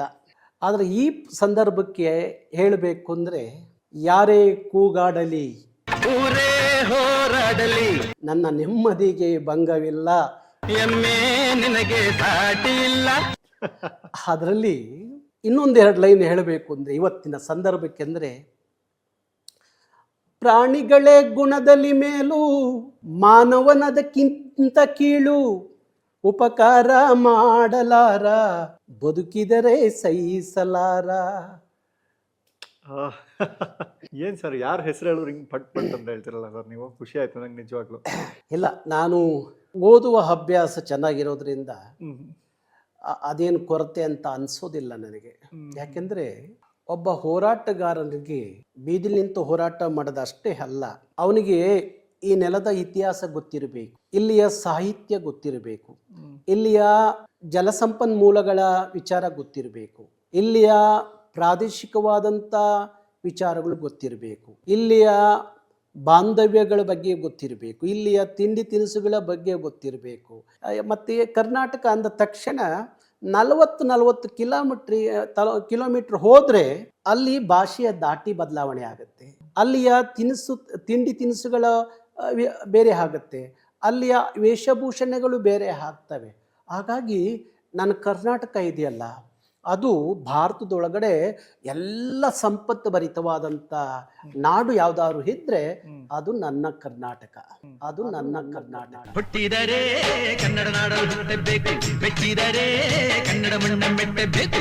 ಹಾಗಾಗಿ ಸಂಪತ್ತು ಭರಿತವಾದ ನಾಡು, ಖನಿಜ ಸಂಪತ್ತು, ಸಾಹಿತ್ಯ ಸಂಪತ್ತು, ಪ್ರಕೃತಿ ಸಂಪತ್ತು, ನಿಸರ್ಗ ಸಂಪತ್ತು, ಜಲ ಸಂಪತ್ತು, ಖನಿಜ ಸಂಪತ್ತು, ಎಲ್ಲ ಸಂಪತ್ತು ಭರಿತವಾದಂಥ ನಾಡು ಭಾರತದೊಳಗಡೆ ಇದೆ ಅಂದರೆ ಅದು ಕರ್ನಾಟಕ. ಕವಿಗಳ ಹೆಸರು ಹೇಳಿದ ತಕ್ಷಣ ಅವ್ರು ಬರೆದಿರೋ ಸಾಲುಗಳನ್ನು ಅದ್ಭುತವಾಗಿ ಹೇಳಿದ್ರಿ ಸರ್. ನಿಜವಾಗ್ಲೂ ತುಂಬ ಖುಷಿ ಆಯಿತು. ನಿಮಗೆ ಇದಕ್ಕೆ ಅಂತಲೇ ಒಂದು ವಿಶೇಷವಾದ ಉಡುಗೊರೆ ಇದೆ ಸರ್. ನನಗೆ ಕಲರ್ಸ್ ಕನ್ನಡದಲ್ಲಿ ಕನ್ನಡತಿ ಅಂತ ಒಂದು ಧಾರಾವಾಹಿ ಬರ್ತಿತ್ತು ಸರ್. ಆ ಧಾರಾವಾಹಿ ಮುಗಿದ ಮೇಲೆ ಕನ್ನಡದ ಪದಗಳ ಬಗ್ಗೆ ಒಂದು ಜಾಗೃತಿ ಮೂಡಿಸೋದಕ್ಕೆ ಕನ್ನಡ ಕ್ಲಾಸ್ ಅಂತ ತಗೊಂತಿದ್ರು. ನಮ್ಮ ಕನ್ನಡ ಪದಗಳನ್ನು ಹೇಗೆ ಬಳಸಬೇಕು, ಆ ಪದಗಳ ಹಿಂದಿನ ಅರ್ಥ ಏನು, ಆ ಪದಗಳು ಹೇಗೆ ಬಂತು ಕನ್ನಡಕ್ಕೆ, ಈ ವಿಚಾರವನ್ನು ಇಟ್ಕೊಂಡು ಒಂದು ಪುಸ್ತಕ ಬರೆದಿದ್ದಾರೆ, ಸರಿಗನ್ನಡಂ ಗೆಲ್ಗೆ ಅಂತ. ಆ ಪುಸ್ತಕವನ್ನು ನಿಮಗೆ ಕೊಡ್ತೀನಿ ಸರ್. ಹಾಗೆ ಒಳ್ಳೆಯದು. ಇದರಲ್ಲಿ ಸುಮಾರು ಪದಗಳಿದೆ, ಇದು ನಿಮಗೆ ಕೊಡೋದು ಸೂಕ್ತ ಅಂತ ಅನ್ನಿಸ್ತು ಸರ್. ನಿಮಗೆ ಯಾವಾಗಲೂ ಹೋರಾಟ ಚಳವಳಿಗಳಲ್ಲೇ ಇರ್ತೀರಾ ನೀವು. ನಿಮಗೆ ಮನರಂಜನೆ ಅಂದರೆ ಏನು? ಸಿನಿಮಾ ನೋಡ್ತೀರಾ, ಟಿವಿ ಧಾರಾವಾಹಿಗಳು ನೋಡ್ತೀರಾ, ಹೇಗೆ ರಿಯಾಲಿಟಿ ಶೋಗಳು ನೋಡ್ತೀರಾ? ನಾನು ಧಾರಾವಾಹಿಗಳು ನೋಡೋದು ಕಡಿಮೆ, ಹೆಚ್ಚು ಪ್ರವಚನಗಳನ್ನ ಕೇಳ್ತೀನಿ. ಅದು ಬಿಟ್ಟರೆ ಟಿ ವಿಯಲ್ಲಿ ಈ ಸರಿಗಮಪ ಹಾಡುಗಾರಿಕೆ ಇದೆಯಲ್ಲ, ನನಗೆ ಅದು ಅಚ್ಚುಮೆಚ್ಚು ಕಾರ್ಯಕ್ರಮ. ಅದಕ್ಕಿಂತ ಮುಂಚೆ PB ಇವರು SP ಅವ್ರು ನಡೆಸ್ಕೊಡ್ತಾ ಇದ್ರು, ಎದೆ ತುಂಬಿ ಹಾಡುವೇನೋ, ಅದನ್ನು ಭಾರಿ ನೋಡ್ತಾ ಇದ್ದೆ. ಹಾಗಾಗಿ ಆ ಥರದ ಕಾರ್ಯಕ್ರಮಗಳನ್ನ ಹೆಚ್ಚು ನೋಡ್ತೀನಿ. ಅದಕ್ಕೆಲ್ಲಕ್ಕಿಂತ ಮುಖ್ಯವಾಗಿ ನಾನು ಪ್ರವಚನಗಳು ಕೇಳ್ತೇನೆ. ದಿನ 1-2 ಪ್ರವಚನ ಕೇಳ್ತೀನಿ. ಅದರಲ್ಲೂ ನನಗೆ ಅಚ್ಚುಮೆಚ್ಚು ನಮ್ಮ ಬಿಜಾಪುರದ ಸಿದ್ದೇಶ್ವರ ಸ್ವಾಮೀಜಿಗಳು, ಕೊಪ್ಪಳದ ಗವಿಸಿದ್ದೇಶ್ವರ ಸ್ವಾಮೀಜಿಗಳು, ಈ ಥರದ್ದು ಅನೇಕ ಶರಣೀಯರ ಪ್ರವಚನವನ್ನು ಕೇಳ್ತಾ ಇರ್ತೀನಿ. ನಾನು ಇತ್ತೀಚೆಗೆ ತಂಬೂರಿ ಅಂತ ಒಂದು ಸಂಸ್ಥೆಯನ್ನು ಕಟ್ಟಿದ್ದೀನಿ. ಆಡಿಯೋ ಲೇಬಲ್ ತಂಬೂರಿ ಅಂತ ಒಂದು ಸಂಸ್ಥೆ. ಅದು ಕರ್ನಾಟಕದ ಗಾಯಕರು ಮತ್ತು ವಾದ್ಯವೃಂದ ಅವರ ಒಳಗೊಂಡಂತೆ ಯಾವ 5 ಸ್ಟಾರ್ ಹೋಟ್ಲುಗಳಲ್ಲಿ ಯಾವುದೋ ಭಾಷಿಕರನ್ನ ಗಾಯಕರನ್ನ ಕರೆದು ಯಾವುದೋ ಭಾಷೆಯಲ್ಲಿ ಮ್ಯೂಸಿಕಲ್ ನೈಟ್ ಹೆಸರಿನಲ್ಲಿ ನಮ್ಮ ಭಾಷೆ ನಮ್ಮ ಸಂಸ್ಕೃತಿಯನ್ನು ಬಿಟ್ಟು ನಮ್ಮ ಯುವಕರು ಅಲ್ಲಿ ಹೋಗಿ ಕುಣಿದು ಕುಪ್ಪಳಿಸಿ ಅದನ್ನು ಮೆರೆಸೋದು ಬದಲಿಗೆ ನನ್ನದೇ ಆದಂಥ ಭಾಷೆಯಲ್ಲಿ ಕನ್ನಡದಲ್ಲಿ ಏನಿಲ್ಲ. ಬಹುಶಃ ನಿಮಗೆ ಗೊತ್ತಾಗಬೇಕು ಈ ನೆಲದ ಮಕ್ಕಳಿಗೆ ಕನ್ನಡದಲ್ಲಿ ಭಾವಗೀತೆ, ಜನಪದ ಗೀತೆ, ದಾಸರ ಕೀರ್ತನೆಗಳು, ವಚನ ಸಾಹಿತ್ಯ, ದಾಸ ಸಾಹಿತ್ಯ, ಶರಣು ಸಾಹಿತ್ಯ ಎಲ್ಲವನ್ನ ಒಳಗೊಂಡಂತ ಅದರಲ್ಲೂ ಕನ್ನಡದ ಚಿತ್ರಗೀತೆಗಳಿದಾವಲ್ಲ, ಅವತ್ತಿನ ಕಾಲಕ್ಕೆ ಘಂಟಸಾಲ ಅವರೆಲ್ಲ ಹಾಡಿದ PB ಶ್ರೀನಿವಾಸು ಅವರೆಲ್ಲ ಹಾಡುಗಳಿದಾವಲ್ಲ ನೋಡಿ. ನನಗೆ ಅನೇಕ ಸಂದರ್ಭದಲ್ಲಿ ನೋಡ್ತೀನಿ, ಅವತ್ತು ಸಿನಿಮಾ ನೋಡಿ ಬಂದವನಿಗೆ ಆ ಸಿನಿಮಾದ ಹಾಡುಗಳು ಇವತ್ತಿಗೂ ನೆನಪಿರುತ್ತೆ. ಆದರೆ ಇವತ್ತು ಸಿನಿಮಾಗೆ ಹೋದರೆ ಸಿನಿಮಾ ಥಿಯೇಟ್ರಿಂದ ಆಚೆಗೆ ಬಂದಷ್ಟೇ ಆ ಹಾಡುಗಳು ಆ ಕತೆಗಳು ನೆನಪೇ ಇರೋದಿಲ್ಲ. ಹಾಗೆ ಕನ್ನಡದಲ್ಲಿ ಏನಿಲ್ಲ ಅದೆಲ್ಲವೂ ಇದೆ ಅಂತ ನಮ್ಮ ಯುವಕರು ಯಾವುದೇ ಭಾಷೆ, ಸಂಗೀತ, ಹಾಡಿಗೆ ಅಲ್ಲೋಗಿ ಶರಣ ಆಗದೆ ನನ್ನ ನೆಲದ ಕನ್ನಡದಲ್ಲೇ ಎಲ್ಲವೂ ಇದೆ ಅಂತ ತೋರಿಸ್ಕೊಡ್ಬೇಕು ಅಂತ ಹೇಳಿ ಅದು ಯಾವ 5 ಸ್ಟಾರ್ ಹೋಟ್ಲಲ್ಲಿ ಕನ್ನಡವಿಲ್ಲದ ಮ್ಯೂಸಿಕಲ್ ನೈಟ್ ನಡೆಯುತ್ತಲ್ಲ ಅದು ಕನ್ನಡದ ಮ್ಯೂಸಿಕಲ್ ನೈಟ್ ಅಲ್ಲಿ ನಡಿಬೇಕು, ಕನ್ನಡ ಕುಣಿಬೇಕು, ಕನ್ನಡಿಗರು ಕುಣಿಬೇಕು ಅನ್ನೋ ಕಾರಣಕ್ಕೋಸ್ಕರ ನಾನು ತಂಬೂರಿ ಅಂತ ಒಂದು ಸಂಸ್ಥೆಯನ್ನು ಕಟ್ಟಿದ್ದೀನಿ. ಕುಣಿತದ ವಿಚಾರಕ್ಕೆ ಬಂದ್ರೆ ಸರ್, ನೀವೇನೋ ಡ್ಯಾನ್ಸ್ ಕರ್ನಾಟಕ ಡ್ಯಾನ್ಸ್ಗೆ ಶೋಗೆ ಆಡಿಷನ್ ಕೊಡೋಕ್ಕೇನೋ ಹೋಗ್ತಾ ಇದ್ದೀರಾ, ಪ್ರಾಕ್ಟೀಸ್ ಮಾಡ್ತಿದ್ದೀರಾ ಅಂತ ಕೇಳ್ಪಟ್ಟೆ. ಇಲ್ಲ ಅದು ಯಾಕೆ ಆ ಮಾತು ಯಾಕೆ ಕೇಳಿ ಬರ್ತಾ ಇದೆ ಅಂದ್ರೆ ಮೊನ್ನೆ ನನ್ನ ಮಗಳು ಮದುವೆಯಲ್ಲಿ ಇಲ್ಲ ಪ್ರೂಫ್ ಇದೆ ಸರ್ ನಮ್ಮ ಹತ್ರ. ಅದೇ ಗೊತ್ತಾಯ್ತು ನನಗೆ ಅರ್ಥ ಆಯ್ತು. ಅರ್ಥ ಆಯ್ತು ಅದು. ನನ್ನ ಮಗಳ ಮದುವೆಯಲ್ಲಿ ನಮ್ಮ ಊರಿನ ವಾದ್ಯ ಕರಡೆ ವಾದ್ಯ ಅಂತ ಜನಪದ ವಾದ್ಯ ಅದನ್ನು ತರಿಸಿದಾಗ ಆ ವಾದ್ಯ ಕೇಳಿದಾಗ ನನಗೆ ಹಳೆ ದಿನ ನೆನಪು ಬಂತು. ಯಾಕೆಂದ್ರೆ ಈ ನಮ್ಮೂರಿನಲ್ಲಿ ಯಾರದೇ ಮದುವೆ ಆಗ್ಲಿ ನೋಡ್ರಿ, ಈಗ ಜಾತಿ ವಿಚಾರನೆ ಮಾತಾಡ್ತೀವಿ, ಯಾವ ಜಾತಿಯರದೇ ಮದುವೆ ಆಗ್ಲಿ ಆ ಮದುವೆಯಲ್ಲಿ ಕುಣಿತಿದ್ದೋರೆ ನಾವು ನಮ್ಮೂರಿನಲ್ಲಿ. ಹಾಗಾಗಿ ಮೊನ್ನೆ ಆ ವಾದ್ಯ ಕಿವಿ ಬಿದ್ದ ತಕ್ಷಣ ನನಗೆ ಕುಣಿಬೇಕು ಅಂತ ಅನಿಸ್ತು. ಯಾಕೆಂದ್ರೆ ಅದು ನಮ್ಮ ಮೂಲ ಜಾನಪದ ವಾದ್ಯ ಮತ್ತೆ ನಮ್ಮಲ್ಲಿ ಕುಣಿತ. ನನಗೆ ಆ ವಿಚಾರದಲ್ಲಿ ನಾನು ಸಿದ್ದರಾಮಯ್ಯನವ್ರನ್ನ ಭಾರಿ ಇಷ್ಟಪಡ್ತೇನೆ. ಸಿದ್ದರಾಮಯ್ಯನವ್ರು ಅವ್ರ ಊರಿನ ಕುಣಿತ ಇವತ್ತು ಅವ್ರು ಕುಣಿತಾರೆ. ಸಿದ್ದರಾಮಯ್ಯನವರು ನಿಮ್ ಸ್ಟೆಪ್ ಸ್ವಲ್ಪ ಹಂಗೆ ಇದೆ. ಹೌದು. ಹಾಗಾಗಿ ನಾನು ಇವತ್ತೂ ಅಷ್ಟೇ, ನಾನು ಊರಿಗೆ ಹೋದ್ರೆ ಊರಲ್ಲಿ ಯಾವ್ದೋ ಹಬ್ಬ ಹುಣ್ಣಿಮೆ ಯಾವ್ದಾರ ಆದಾಗ ಆ ವಾದ್ಯದ ಶಬ್ದ ಬಿದ್ದಷ್ಟೇ ಎಂಥದೇ ಇರ್ಲಿ ಯಾರೇ ಇರ್ಲಿ ಕುಣಿಬೇಕು ಅಂತ ಅನ್ಸುತ್ತೆ, ಕುಣಿತೀವಿ ಅಷ್ಟೇ. ಕುಣಿಬೇಕು ಯಾರು ಏನಂತಾರೆ ಅದೆಲ್ಲ ಏನಿಲ್ಲ, ಕುಣಿಬೇಕು ಅಂದಾಗ ಕುಣಿತೀವಿ. ಸಿನಿಮಾ ಆಕ್ಟಿಂಗ್ ಗಳಲ್ಲಿ ಆಸಕ್ತಿ ಇದೆಯಾ ಸರ್ ತಮ್ಗೆ? ಬಹುಶಃ ನಾನು ಯಾವುದು ಸಿನಿಮಾ ಆಕ್ಟಿಂಗ್ ಮಾಡಬೇಕು ಅಂತ ಅನ್ಸಿಲ್ಲ. ಆದರೆ ಕೆಲವರು ನನ್ನ ಸಿನಿಮಾದಲ್ಲಿ ರಾಜ್ಯೋತ್ಸವದ ಸಂದರ್ಭ ಸಮಯಕ್ಕೆ ಗೌರವ ಅತಿಥಿಗಳಾಗಿ ನಟರಾಗಿ ಕರ್ಕೊಂಡೋಗಿ ಒಂದಷ್ಟು ಕೆಲಸ ಮಾಡಿಸಿದ್ದಾರೆ. ಅಲ್ಲ, ನೀವು ಸಖತ್ ಆಕ್ಟಿಂಗ್ ಮಾಡ್ತೀರಾ, ನೋಡಿದ್ದೀನಿ ನಾನು. ಏನಿಲ್ಲ, ಆ ಥರ ಏನು ಅಂತ ಕಲಾವಿದಲ್ಲ. ಆದರೆ ಏನು ಮಾಡೋದು, ಒಂದಷ್ಟೆಲ್ಲ ಇರಬೇಕು. ಯಾಕೆಂದರೆ ಎಲ್ಲ ಸಂದರ್ಭಕ್ಕೂ ನಾವು ಬೀದಿಲಿ ನಿಂತು ಕ್ರಾಂತಿಕಾರಿಗಳ ಥರ ಉಗ್ರ ರೂಪದಲ್ಲಿ ನಿಂತು ಮಾತಾಡೋದು ಬೇರೆ. ಆದರೆ ಬಂಡೆ ಅಂತ ಹೃದಯದಲ್ಲಿ ಅಲ್ಲೂ ಮೃದುವಾದಂಥ ಒಂದಷ್ಟು ಭಾವನೆಗಳಿರ್ತವೆ. ಹಾಗಾಗಿ ಆ ಭಾವನೆಗಳೇ ನನಗೆ ಸಂಗೀತ, ನಾಟಕ, ಈ ಥರದ ಕುಣಿತ, ಇವೆಲ್ಲ ನಾನು ಕೆಲವೊಂದು ಸಂದರ್ಭದಲ್ಲಿ ನಾವೆಲ್ಲ ಕೂತಾಗ ನಮ್ಮ ಕಾರ್ಯಕರ್ತರು ಮುಖಂಡರುಗಳೆಲ್ಲ ಕೂತಾಗ ನಾವು ಕೂತ್ಕೊಂಡು ಅಂತಾಕ್ಷರಿ ಆಡ್ತೀವಿ. ಅದರಲ್ಲಿ ಏನು ಇದಿಲ್ಲ. ನಾನು ಎಲ್ಲರ ಜೊತೆಯಲ್ಲೂ ಬೆರಿತೀನಿ. ಅವ್ರ ಜೊತೆಯಲ್ಲಿ ನನ್ನ ಕಾರ್ಯಕರ್ತರು ಬೀದಿಲಿ ಕೂತ್ಕೊಂಡು ಚಿತ್ರಾನ್ನ ಹೌದು, ಸ್ಟಾರ್ ಹೋಟ್ಲಲ್ಲಿ ಕೂತ್ಕೊಂಡು ಊಟ ಮಾಡಬೇಕು ಅಂದಾಗ ಅಲ್ಲಿ ಕೂತ್ಕೊಂಡು ಊಟ ಮಾಡೋಕ್ಕೂ ಸರಿ, ಎಲ್ಲಿ ಕೂತ್ಕೊಂಡು ಊಟ ಮಾಡಿದ್ರೂ ನನ್ನ ನೆನಪು ಅಂದರೆ ನನ್ನ ಗದ್ದೆಯ ಬದಿಯಲ್ಲಿ ಅವತ್ತು ಕೆಲಸ ಮಾಡಿ ಮನೆಯಿಂದ ತಂದ ಬುತ್ತಿಯನ್ನು ಬಿಚ್ಚಿ ಗದ್ದೆ ಬದಿಲಿ ಕೂತ್ಕೊಂಡು ಊಟ ಮಾಡುವ ಆ ಸ್ವರ್ಗ ಇದೆಯಲ್ಲ, ಆ ಸ್ವರ್ಗ 5 ಸ್ಟಾರ್ ಹೋಟ್ಲಲ್ಲಿ ಸಿಗಲ್ಲ. ನೀವು ಎಷ್ಟು ಜನ ಸರ್ ಮಕ್ಕಳು? ಒಟ್ಟು 9 ಜನ ಮಕ್ಕಳು, 8 ಜನ ಗಂಡು ಮಕ್ಕಳು, ಒಬ್ಬಳೇ ಹೆಣ್ಮಗಳು. ನಿಮ್ಗೆ ಹೋರಾಟ ಎಲ್ಲ ನಿಮ್ಮ ತಂದೆಯಿಂದನೇ ಬಂದಿದೆ? ಹೌದು, ನಮ್ಮ ತಂದೆ ಭಾರಿ ನ್ಯಾಯ, ನೀತಿ, ಧರ್ಮ ಅನ್ನುವಾಗ ಊರ್ನಲ್ಲಿ ಏನೇ ಆದರೂ ಸಹ ಅವ್ರ ಮುಖಾಂತರ ಒಂದಷ್ಟು ನ್ಯಾಯ ನೀತಿಗಳು ನಡೆಯೋದು. ಏನ್ ಕೆಲಸ ನಮ್ಮಲ್ಲಿ ಅವರು ಒಂದು ಕಡೆ PWD ಕಾಂಟ್ರಾಕ್ಟರ್ ಆಗಿದ್ದರು, ಕ್ಲಾಸ್ 1 ಕಾಂಟ್ರಾಕ್ಟರ್ ಅರಸೀಕೆರೆ. ಮತ್ತೊಂದು ಕಡೆ ವ್ಯವಸಾಯನೂ ಮಾಡೋರು. ಎರಡೂ ಕೆಲಸವನ್ನು ಮಾಡಿಕೊಂಡೇ ಒಟ್ಟಾರೆ ನಮ್ಮ ದೊಡ್ಡ ಒಟ್ಟು 16 ಜನ ಇದ್ದಂಥ ನಮ್ಮ ಒಟ್ಟು ಕುಟುಂಬ, ಭಾರಿ ದೊಡ್ಡ ಕುಟುಂಬ. ಹಾಗಾಗಿ ನಮಗೆ ಯಾವತ್ತೂ ನಮ್ಮ ತಂದೆ ತಾಯಿ ಯಾವುದರಲ್ಲೂ ಕೊರತೆ ಮಾಡಲಿಲ್ಲ. ಹಾಗಾಗಿ ನಮ್ಮದೇ ಆದಂಥ ಒಂದಷ್ಟು ಜಮೀನಿತ್ತು, ನಮ್ಮ ಮನೆಗೆ ಏನು ಬೇಕು ಅದನ್ನೆಲ್ಲ ಬೆಳ್ಕೋತಾ ಇದ್ದು. ಆರ್ಥಿಕ ಅಂದಾಗ ನಮ್ಮ ತಂದೆ ಕಾಂಟ್ರಾಕ್ಟ್ ಮಾಡೋದ್ರಿಂದ ಅದೇನು ತೊಂದರೆ ಅಂತ ಅನ್ನಿಸ್ಲಿಲ್ಲ. ನಮ್ಮನ್ನೆಲ್ಲ ಭಾರಿ ಮುದ್ದಾಗಿ ಚೆನ್ನಾಗಿ ನೋಡಿದ್ರೆ ಗೊತ್ತಾಗುತ್ತೆ. 16 ಜನದಲ್ಲಿ ನಾವೆಲ್ಲ ಒಟ್ಟಾರೆ ಒಂದೇ ಕುಟುಂಬದಲ್ಲಿ ಒಂದೇ ಮನೆಯಲ್ಲಿ 2 ರೂಮ್ ಇದ್ದಿತ್ತು. 16 ಜನ ಬದುಕಿದ್ದೀವಿ, ಬಾಳಿದ್ದೀವಿ. ಮತ್ತೆ ನಾನು 2ನೇವನು. ನಾನು ಅಣ್ಣ ದೊಡ್ಡವರಿದ್ದಾರೆ, ನರಸಿಂಹಮೂರ್ತಿ ಅಂತ ಹೇಳಿ, ನಾನು 2ನೇವನು. ಆದರೆ ನನಗೆ ಮೊದಲಿನಿಂದಲೂ ಸಹ ಊರಿನಲ್ಲಿ ಏನಾದರೂ ತೊಂದರೆಗಳು, ಯಾರಾದರೂ ತೊಂದರೆ ಮಾಡಿದ್ರೆ ಅದನ್ನು ಸಹಿಸ್ತಾ ಇರಲಿಲ್ಲ. ಆ ತಕ್ಷಣ ಅದ್ರ ಜೊತೆಯಲ್ಲಿ ತೊಂದರೆ ಆದವರ ಜೊತೆ ನಿಂತ್ಕೋತಾ ಇದ್ದೆ. ಹೀಗಾಗಿ ದಿನಕ್ಕೇನಾದರೂ ಒಂದು ಜಗಳ ಇರೋದು.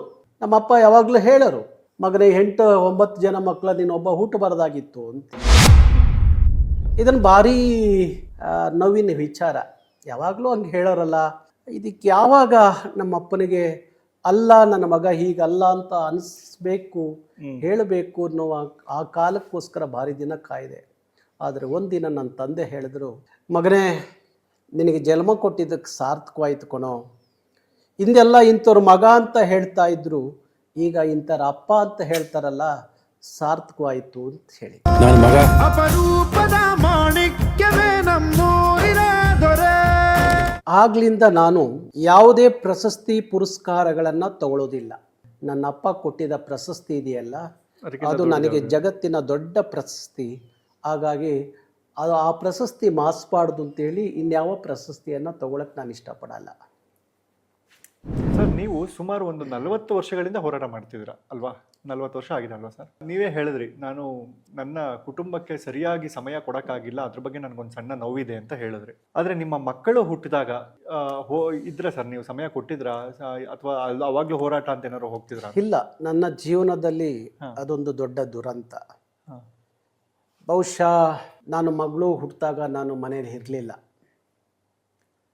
ದೇವೇಗೌಡರು ಮುಖ್ಯಮಂತ್ರಿಗಳು ಅವತ್ತು 6 TMC ನೀರನ್ನ, ಕಾವೇರಿ ನೀರನ್ನ ತಮಿಳ್ನಾಡು ಬಿಟ್ಟರು ಅಂತ ಹೇಳಿ ಭಾರಿ ದೊಡ್ಡ ಹೋರಾಟ ಮಾಡಿದಾಗ, ಆಗ ನನ್ನ ತಗೊಂಡೋಗಿ ಜೈಲಲ್ಲಿ ಇಟ್ಟಿರ್ತಾರೆ. ನನ್ನ ಮನೆಯಲ್ಲಿ ನನ್ನ ಮಗಳು ಹುಟ್ಟಿರ್ತಾಳೆ. ಆ ಸಂದರ್ಭಕ್ಕೆ ನನ್ನ ಶ್ರೀಮತಿಯ ಜೊತೆ ನಾನು ಇರಲಿಕ್ಕೆ ಆಗಲಿಲ್ಲ. ಎರಡನೇದು 2004ರಲ್ಲಿ ಸೇಮ್ ಕಾವೇರಿ ವಿಚಾರ. ಅವತ್ತು ಹಾಗೆ SM ಕೃಷ್ಣ ಅವರು 6 TMC ನೀರನ್ನ ತಮಿಳ್ನಾಡಿಗೆ ಕೊಟ್ಟರು ಅಂತ ಹೇಳಿ ನಾನು ಭಾರಿ ದೊಡ್ಡ ಹೋರಾಟಕ್ಕೆ ಇಳಿತೀನಿ. ಆಗ ನನ್ನ ಬಂಧಿಸಿ 1 ತಿಂಗಳು 13 ದಿವಸ ತಗೊಂಡೋಗಿ ಜೈಲಲ್ಲಿ ಇಡ್ತಾರೆ. ಆಗ ನನ್ನ ಮನೆಯಲ್ಲಿ ನನ್ನ ಮಗ ಹುಟ್ಟಿರ್ತಾನೆ. ಮಗ ಹುಟ್ಟಿದಾಗ್ಲೂ ಜೈಲು, ಮಗಳು ಹುಟ್ಟಿದಾಗ್ಲೂ? ಹೌದು, 2 ಮಕ್ಕಳು ಹುಟ್ಟುವಾಗಲೂ ನಾನು ಜೈಲಲ್ಲೇ ಇರ್ತೇನೆ. ಹಾಗಾಗ ನನಗೆ ಅದು ಕಾಡ್ತಾ ಇರುತ್ತೆ. ಯಾಕೆಂದರೆ ಎಂಥ ಸಂದರ್ಭದಲ್ಲಿ ನನ್ನ ಶ್ರೀಮತಿಯ ಜೊತೆಯಲ್ಲಿ ಇಲ್ಲದೆ ಹೋದ್ರೂ ಆ ಸಂದರ್ಭ ಇರುತ್ತಲ್ಲ, ಅದು ಬಹುಶಃ ನಾವು ಮಾತಾಡುವಾಗ ಹೇಳ್ತೀವಿ, ಪುನರ್ಜನ್ಮ ಅಂತ ಎಲ್ಲಿರುತ್ತೆ, ಎಲ್ಲಿರ್ಲಿಕ್ಕೆ ಸಾಧ್ಯ, ಒಂದೇ ಜನ್ಮ ಅಂತ. ಪುನರ್ಜನ್ಮ ಇದೆ, ಅದು ಹೆಣ್ಣಿಗೆ ಮಾತ್ರ ಪುನರ್ಜನ್ಮ. ಆ ಹೆರಿಗೆ ಸಂದರ್ಭ ಇದೆಯಲ್ಲ, ಆ ಹೆರಿಗೆ ಸಂದರ್ಭ ಒಂದು ಹೆಣ್ಣಿಗೆ ಅದು ಪುನರ್ಜನ್ಮ ಇದ್ದಾಗೆ. ಯಾವ ಸಂದರ್ಭದಲ್ಲಿ ಇಲ್ಲದೆ ಹೋದ್ರೂ ಜೊತೆಯಲ್ಲಿ ಆ ಸಂದರ್ಭದಲ್ಲಿ ಇರಬೇಕು. ಆದರೆ ನಾನು 2 ಮಕ್ಕಳು ಹುಟ್ಟುವಾಗಲೂ ನಾನು ಇರಲಿಕ್ಕೆ ಆಗಲಿಲ್ಲ. ಹಾಗಾಗಿ ಆ ಕೊರಗು ಯಾವಾಗಲೂ ನನ್ನ ಆಗಾಗ ಕಾಡ್ತಾ ಇರುತ್ತೆ. ಇದು ನಿಮ್ಮ ಮಕ್ಕಳಿಗೆ ಇವಾಗ ಗೊತ್ತಾಗಿದೆ? ಗೊತ್ತಿದೆ, ಹೇಳ್ತಾರೆ, ನನ್ನ ಮಕ್ಕಳು ಹೇಳ್ತಾ ಇರ್ತಾರೆ. ಅವರ ಸ್ಕೂಲಲ್ಲೂ ಸಹ ಎಷ್ಟೋ ಸಲ ಕೆಲವೊಂದು ಸಂದರ್ಭದಲ್ಲಿ ಆ ಮಾತನ್ನ ಹೇಳಿದ್ದಾರೆ. ನನ್ನ ಮಕ್ಕಳು ಹಾಗಾಗಿ ಕೇಳ್ತಾರೆ, ಯಾಕೆ ಅಪ್ಪಾಜಿ ಅಂದಾಗ, ನಾನು ಯಾಕೆ ಜೈಲಲ್ಲಿ ಇದ್ದಾಗ ಅವ್ರಿಗೆ ಅನೇಕ ಆ ಸಂದರ್ಭದ ವಿಚಾರಗಳನ್ನ ಆಗಾಗ ನಾನು ಕೂತು ಅವ್ರ ಜೊತೆಯಲ್ಲಿ ಮಾತಾಡ್ತಾ ಇರ್ತೀನಿ. ಇದು ಅನೇಕ ಸಂದರ್ಭದಲ್ಲೇ. ಒಮ್ಮೆ ಬಂಧಿಸಿ ಬಳ್ಳಾರಿ ಜೈಲಿಗೆ ಕರ್ಕೊಂಡು ಹೋಗ್ತಾರೆ. ಅದು ಕಾವೇರಿ ವಿಚಾರವೇ ಸಂಬಂಧಪಟ್ಟಂಗೆ ಬಳ್ಳಾರಿ ಜೈಲಿಗೆ ಕರ್ಕೊಂಡು ಹೋದಾಗ ನಮ್ಮ ಹತ್ರ ಅವತ್ತು ಯಾರ ಹತ್ರನೂ ದುಡ್ಡಿಲ್ಲ. 120 ಜನ ತಗೊಂಡೋಗಿ ಜೈಲಲ್ಲಿ ಇಟ್ಟಿರ್ತಾರೆ ಬಳ್ಳಾರಿ ಜೈಲಲ್ಲಿ 1 ವಾರ. ಆ ಸಂದರ್ಭಕ್ಕೆ ನಮ್ಮ ಹತ್ರ ನನ್ನ ಕುಟುಂಬ ನನ್ನ ಜೊತೆಯಲ್ಲಿ ನಿಲ್ಲಬೇಕು ಅನ್ನುವಾಗ ಯಾರ ಹತ್ರ ದುಡ್ಡಿಲ್ಲ, ನಮ್ಮ ಹತ್ರನೂ ದುಡ್ಡು ಇರಲಿಲ್ಲ. ಇದ್ದಿದ್ದು ನನ್ನ ಹೆಂಡತಿಯ ಕೊರಳಲ್ಲಿದ್ದಂಥ ಮಾಂಗಲ್ಯ ಚೈನು.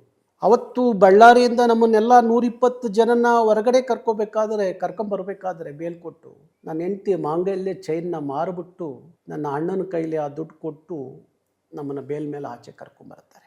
ಬಹುಶಃ ಇದೆಲ್ಲ ಇದನ್ನು ಅನೇಕರು ಟೀಕೆ ಮಾಡ್ತಾರಲ್ಲ ಎಲ್ಲೋ ನಿಂತ್ಕೊಂಡು, ಅವ್ರಿಗೆಲ್ಲ ಇದೆಲ್ಲ ಗೊತ್ತಿಲ್ಲ. ಈಗ ಕೆಲವೊಂದು ಸ್ಟ್ರೈಟ್ ಫಾರ್ವರ್ಡ್ ಕ್ವಶನ್ಗಳು, ನೇರ ಪ್ರಶ್ನೆಗಳನ್ನ ಕೇಳ್ತೀನಿ ಸರ್. ಧಾರಾಳವಾಗಿ ಕೇಳಿ. ಈ ಹೋರಾಟದ ಹಾದಿ ಪ್ರೀತಿ ಹುಟ್ಟಿಸ್ಬೇಕೆ ಹೊರತು ಭೀತಿ ಹುಟ್ಟಿಸಬಾರದು ಅಂತ. ರಕ್ತ ಚೆಲ್ಲಿದ್ರೆ ಟೈರಿಗೆ ಬೆಂಕಿ ಹಚ್ಬಿಟ್ರೆ ಕನ್ನಡ ಉದ್ಧಾರ ಆಗುತ್ತೆ. ನಾರಾಯಣ್ ಗೌಡರು ಇಲ್ಲೆಲ್ಲ ಕನ್ನಡ ಕರ್ನಾಟಕ ಅಂತಾರೆ, ಆದ್ರೆ ಮಕ್ಕಳನ್ನ ಮಾತ್ರ ಫಾರಿನಲ್ಲಿ ಓದಿಸ್ತಾರೆ. ಭಾಷೆಯಲ್ಲಿ ಅಲ್ಪ ಪ್ರಾಣ ಮಹಾಪ್ರಾಣ ತಪ್ಪಿದ್ರೆ ತುಂಬಾ ಮಾತುಗಳು ಕೇಳಿ ಬರ್ತವೆ. ಇದಕ್ಕೆ ನಿಮ್ಮ ವಾದ ಏನು? ನಾರಾಯಣ್ ಗೌಡರು ಸಿಕ್ಕಾಪಟ್ಟೆ ದುಡ್ಡು ಮಾಡಿದ್ದಾರೆ, ರೋಲ್ ಕಾಲ್ ಗಿರಾಕಿ. ಹೌದು. ನಾರಾಯಣ ಗೌಡರ ಆದಾಯದ ಮೂಲ ಏನು ನೋಡಿ. ಹಾಗಾದ್ರೆ ನಾರಾಯಣ ಗೌಡರ ಆಸ್ತಿ ಎಷ್ಟಿದೆ? 100 ಕೋಟಿ ಆಸುಪಾಸು, 200 ಕೋಟಿ ಆಸುಪಾಸು, ಅಥವಾ 300 ಕೋಟಿಗೂ ಹೆಚ್ಚು? ಎಲ್ಲೆಲ್ಲಿ ಎನ್ನಡ ಇದೆಯಾ ಅಲ್ಲೆಲ್ಲ ಕನ್ನಡ ತರ್ತಾ ಇದ್ದೀರಾ. ಈ IPL ವಿಚಾರವಾಗಿ ಬಂದ್ರೆ ನಮ್ಮ ಬೆಂಗಳೂರು ತಂಡದಲ್ಲಿ ಕನ್ನಡಿಗರ ಸ್ಥಾನಮಾನದ ಬಗ್ಗೆ ನಿಮ್ಮ ಅಭಿಪ್ರಾಯ ಏನು? ಈ ಟೈರ್ ಸುಡೋದು, ಬಸ್ ಗ್ಲಾಸ್ ಹೊಡೆಯೋದು, ಇದನ್ನೆಲ್ಲ ಟ್ರೈನಿಂಗ್ ತಗೊಂಡ್ಬರ್ಬೇಕಾ ಹೆಂಗೆ ಸರ್? ಪೊಲೀಸರಿಂದ ಯಾವತ್ತಾದ್ರೂ ತಪ್ಪಿಸ್ಕೊಂಡು ಓಡೋಗಿದ್ದಾರ ನಾರಾಯಣ್ ಗೌಡರು? ಒಂದು ದಿನದ ಬಂದಿಗೆ ಎಷ್ಟು ಲಾಸ್ ಆಗ್ಬೋದು ಅಂತ ಐಡಿಯಾ ಇದೆ? ನಿಮ್ಮ ನೇರವಾದ ನುಡಿ,